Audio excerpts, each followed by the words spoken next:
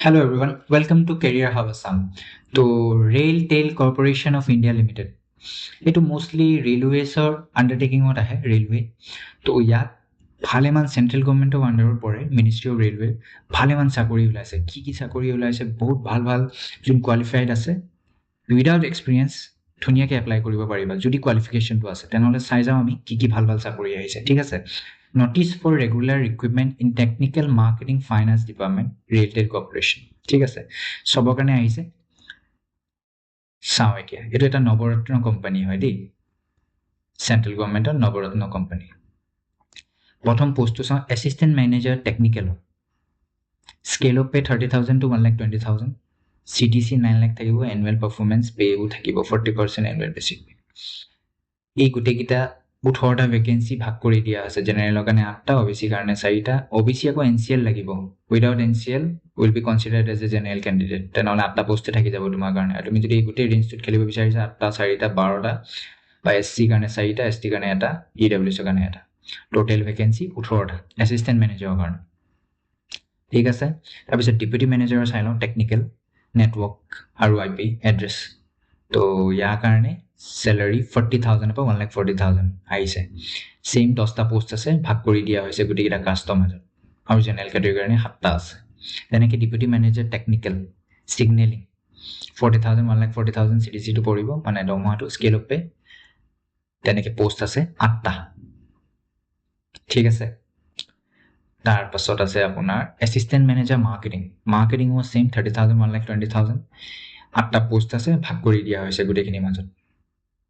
assistant manager finance 30,000 1,20,000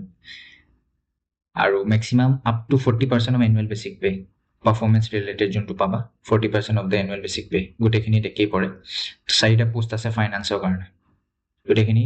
কাষ্টৰ মাজত ভাগ কৰি দিয়া হৈছে তেনেকৈ টোটেল পোষ্ট আছে 48টা ঠিক আছে তো আমি চাই লওঁ এতিয়া কোৱালিফিকেশ্যন কি লাগিব গোটেইখিনি পোষ্টৰ কাৰণে এছিষ্টেণ্ট মেনেজাৰৰ কাৰণে এজ লিমিটটো কৈছে 21 বছৰ পৰা 28 বছৰৰ ভিতৰত হ'ব লাগিব আৰু টেকনিকেলৰ যোনটো diploma in electronics or any other combined engineering branches where electronics is one of the branches like electronics instrumentation বা MSc in electronics or equivalent in electronics মানে গোটেইটো খেলটো ইলেক্ট্ৰনিক্সৰ ভিতৰত হ'ব মেণ্ডেটৰী এক্সপিৰিয়েঞ্চ 5 ইয়াৰ্ছৰ বিচাৰিছে এছিষ্টেণ্ট মেনেজাৰ টেকনিকেলৰ পোষ্টৰ কাৰণে 5 ইয়াৰ্ছ ঠিক আছে তেনেকেই ছেকেণ্ড ডেপুটি মেনেজাৰ টেকনিকেল নেটৱৰ্কিঙৰ কাৰণে minimum age 21 maximum age 30 age relaxation obviously থাকিব চেণ্ট্ৰেল গভৰ্ণমেণ্টৰ চাকৰি নিজৰ কাষ্ট হিচাপে যোনটো ৰিলেক্সেশ্যন চেণ্ট্ৰেল গভৰ্ণমেণ্টৰ নৰ্মছৰ হিচাপে যোনটো তোমালোকে ৰিলেক্সেশ্যন পোৱা সেইটো পাবাই সেইটোতো মেণ্ডেটৰী থাকিব তাৰপিছত এইটোত এক্সপিৰিয়েঞ্চ চাব 2 বছৰ এক্সপিৰিয়েঞ্চ লাগিব ঠিক আছে মেণ্ডেটৰী এইখিনি বস্তু লাগিব ভেলিড চাৰ্টিফিকেশ্যন এইখিনিও লাগিব টেকনিকেল নেটৱৰ্কিঙৰ কাৰণে তেনেকৈ ডেপুটি মেনেজাৰ টেকনিকেল ছিগনেলিং 21 পৰা 30 বছৰৰ ভিতৰত বিটেক ইঞ্জিনিয়াৰিং ইলেক্ট্ৰনিক্স টেলিকমত 2 বছৰৰ এক্সপিৰিয়েঞ্চ লাগিব ঠিক আছে তাৰপিছত চাওঁ আমি মাৰ্কেটিঙৰ 21 বছৰ পৰা 28 বছৰ বাকী যি ৰিলেক্সেশ্যন থাকে কাষ্ট হিচাপে সেইটোতো পাবাই লগতে MBA PG ডিপ্ল'মা বিজনেছ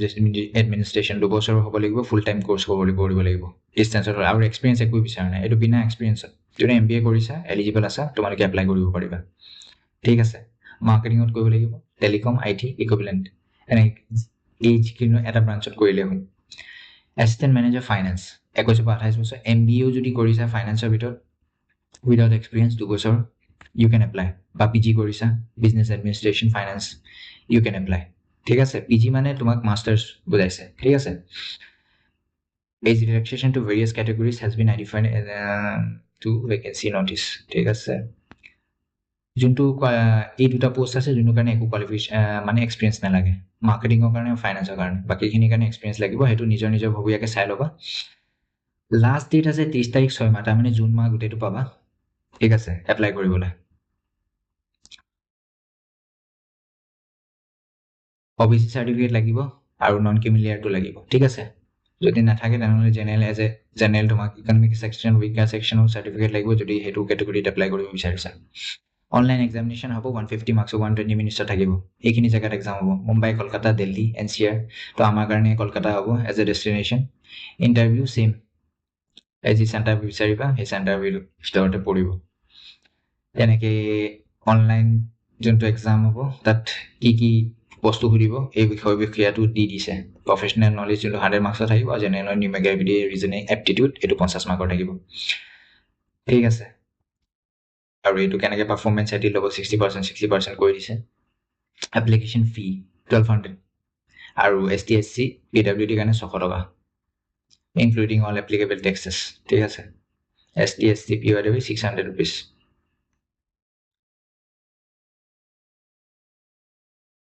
আৰু এইটো ইণ্টাৰেষ্টিং কথা হ'ল ST আৰু PWD যদি তোমালোকে গৈ এক্সামত বহা তোমালোকৰ পইচাটো ৰিফাণ্ড কৰি দিব bank charges applicable SPR return exam যদি ৰিটাৰ্ণ এক্সামত গৈ কিনে বহা 600 টকা ৰিফাণ্ড কৰি দিব ৰিফাণ্ড লিখা আছে this shall be refunded how to apply কৰা লিংকটো এইটো ৰেজিষ্টাৰ কৰিব লাগিব এপ্লাই কৰিব লাগিব আৰু PDF টো এইটো তো এই লিংকটো মই ইউটিউব ভিডিঅ' ডেছক্ৰিপশ্যনত দি দিম ডাউনলোড কৰি কিনে নিজে চাই ল'ব ঠিক আছে এই ডকুমেণ্টটো গোটেইটো সেইটো পাই যাবা মই যোনটো দেখাই আছোঁ বৰ্তমান স্ক্ৰীনত আৰু ইয়াত গোটেই বস্তু বিষয়ে দি দিছে কি স্কেন কিমান চাইজৰ হ'ব লাগিব কিমান KB হ'ব লাগিব এই গোটেই বিষয়ে দি দিছে দেই ইয়াত ভালকৈ চাই ল'বা তোমালোকে এপ্লিকেশ্যন ফিটো জানাই 1200 টকা লাগিব 600 ST/SC এইখিনি আছিলে